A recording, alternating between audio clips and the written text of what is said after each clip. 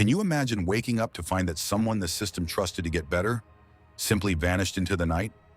Just after midnight in Madison, Morgan Geyser's GPS ankle bracelet went silent. Staff rushed to her room, but she was already gone. Hours later, police found her behind a truck stop outside Chicago, whispering she'd done something really bad. And what happened that night will change the way you see her story. Stay with me to the end. Like if this grabs you, subscribe for more stories like this. Morgan Geyser's story begins long before that winter night. At just 12 years old, she and a friend attacked a classmate in a case that shocked Wisconsin. It was a violent act tied to an internet horror myth. The courts treated it not as a simple crime, but as a psychiatric matter.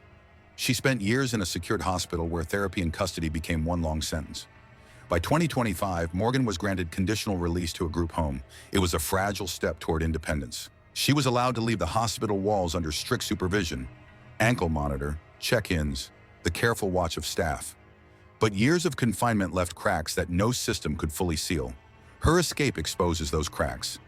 One night she cut her ankle bracelet, slipped past the staff, and disappeared into the cold.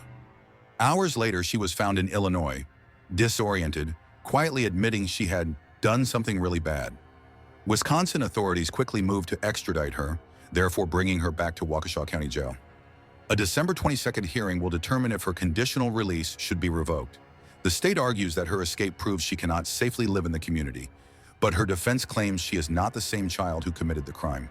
She is an adult who deserves continued treatment outside prison walls. Listen to the tension here. Punishment seeks certainty, but treatment demands nuance.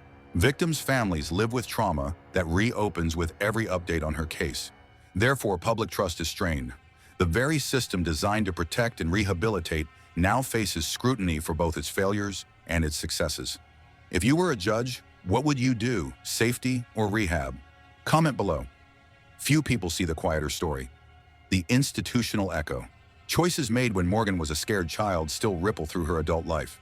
Many report this case as a shocking horror headline, but if you look closer, you see a system struggling to balance accountability and care.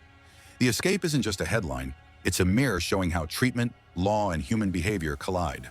Her December hearing is more than legal procedure. It is a test. Can the justice system hold someone accountable, protect the public, and allow space for healing? Can one woman's fragile path illuminate how society handles children who commit violent acts years later as adults? Patient or prisoner? What would you choose? Comment below. This isn't just one escape. It's the echo of choices made when a child hurt someone else. If you want to dive deeper, check out my video, Megan Bodiford Murder Shocking Mystery of Fatal Text, for the full story behind another chilling case.